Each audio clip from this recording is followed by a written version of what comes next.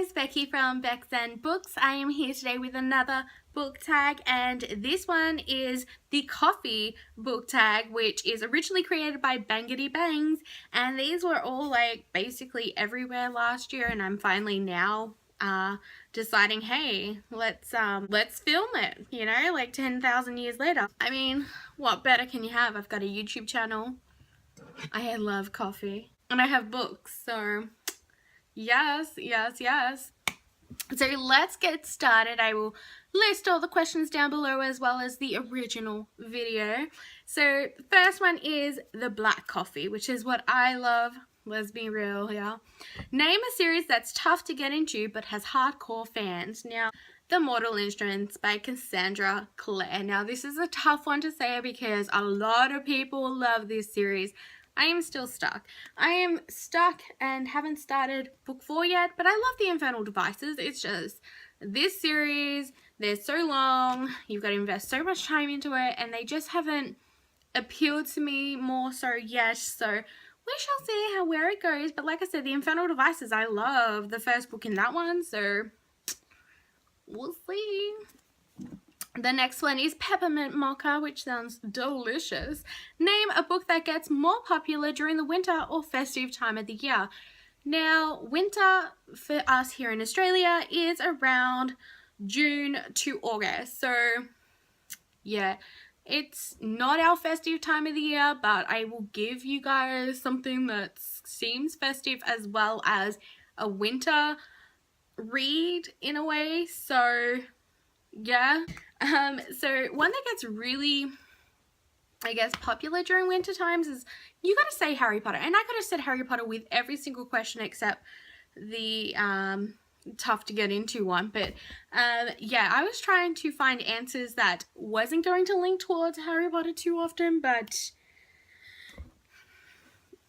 you know, I tried. But this one always gets popular around winter time, and festive sorts of books would be things like Let It Snow and My True Love Gave to Me, that kind of stuff.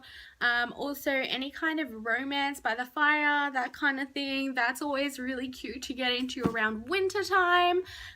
So you more go towards that kind of aspect. I guess contemporary girly chicks flicks are normally more springtime and summertime. Yeah, these books, you know, they're not too bad. It's funny how like you have to mood read or genre read in terms of like seasons. It's seasonal reading. Hot chocolate. That's not a coffee, but we'll go with it. What is your favorite children's book? I love children's books. But I wasn't sure of this question exactly, like something that I grew up with, or should we be honest and be like, hey, I still read children's book, because yeah, not that I do. I read it to my niece and nephew, okay? Says the person with Minnie Mouse ears. I loved these books when I was a child. These are the Barbie ones. I adored them. They were so cute, fun, funky, whatnot. So I grew up reading these sorts of books, then went into like Babysitter's Club, as well as this beautiful gem of a thing. It is my mum's original book, and with cat hair all over it now. This is actually a beautiful cloth bound hardcover book that is, oh, beautiful. I used to read these and basically have grown old with these books. It's A Secret Garden, A Little Princess, and Little Lord Fauntleroy by Frances Hodgson's Burnett. So these books, like as a young child, I grew up reading these sorts of books, and yeah, like I was pretty advanced, I gotta say, with my reading and stuff like that. So I would read all these sorts of things. So this is definitely a gem and a half. Double shot of espresso. Name a book that kept you on the edge of your seat from start to finish. I'm like, what book did I choose? I would have to say Outlander by Diana Gabaldon. Like, I could have said Harry Potter again, but you know, we're trying not to, but I did. This book just was amazing. It did not feel like it was 700 plus pages. It is so intriguing, like just when you think like the storyline, all is well sort of thing, boom, something else happens and you're like, wow, like, wow. It was so incredible and intense and awesome, and then it kind of drew back a little bit, and then it was like, yeah, take that, people. So yeah, you could say it almost pushed me off my seat, but that's a different story. But yes, I would definitely recommend this book. Starbucks. Name a book you see everywhere. Now, we don't have a lot of Starbucks everywhere. We normally see Gloria Jeans everywhere, but we do have a couple of Starbucks up in the city. But yeah. Anyway, a book that I see everywhere, and I think it's because this is now a part of the BookTube SFF Awards, and now this has actually been shortlisted, so that is Illuminae, and this is by Amy Kaufman and Jay Christoph. I am yet to read this book, and it is a beauty and a half. I really want to read this because I am seeing more of it everywhere. I did see it when it first came out and everybody was reading it, and now it's come back into the spotlight and you're just like, wow, I'm gonna need that. Because I was going to say Lady Midnight, but I don't have that book and I wrote this book, so.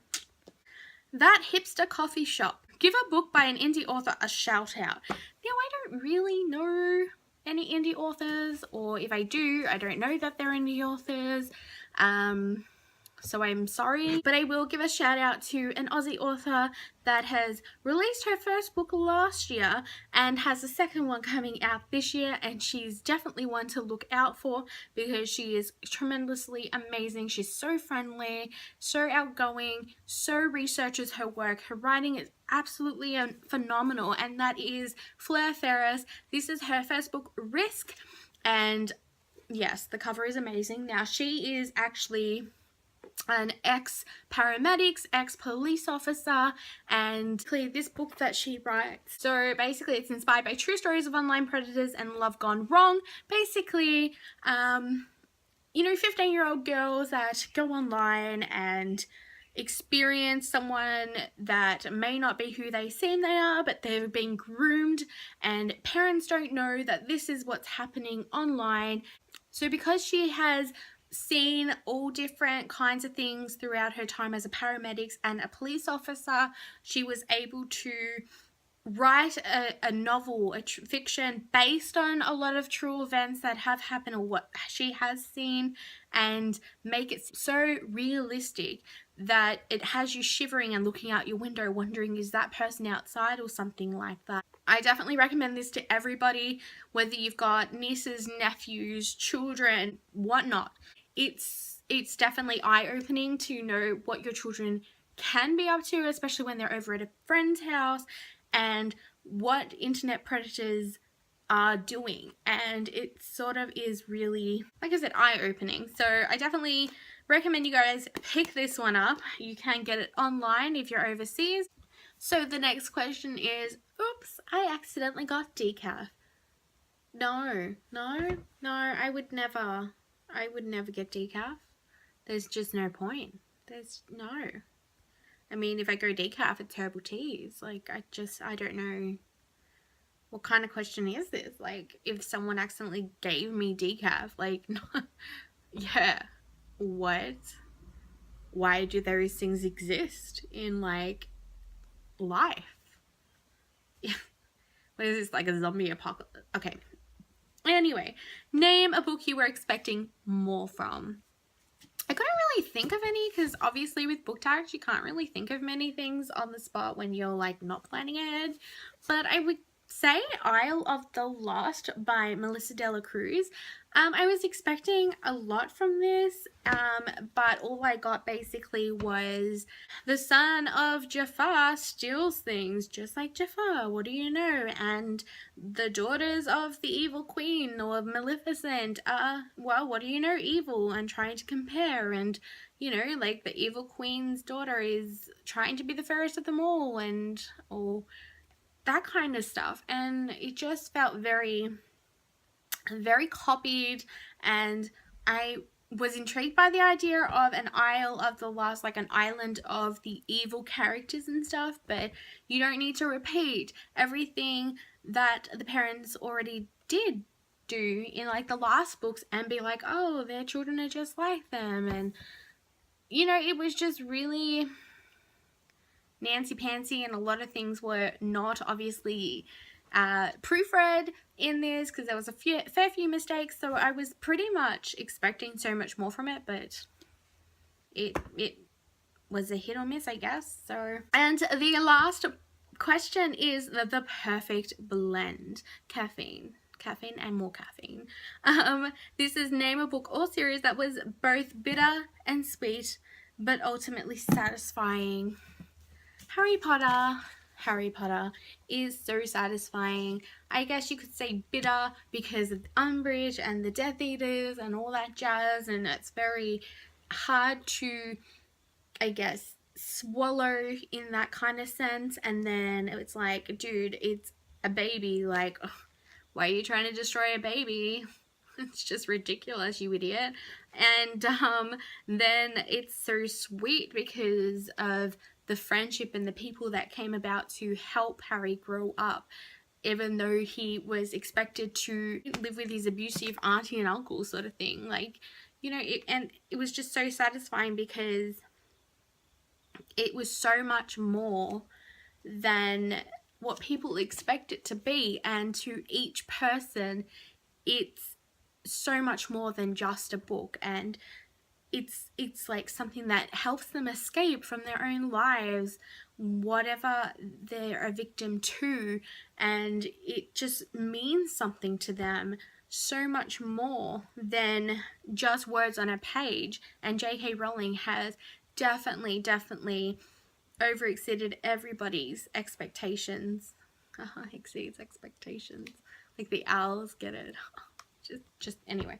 So I definitely had to pop this in. I just wanted to pop this one in because it's you can't get it wrong. You can't go wrong.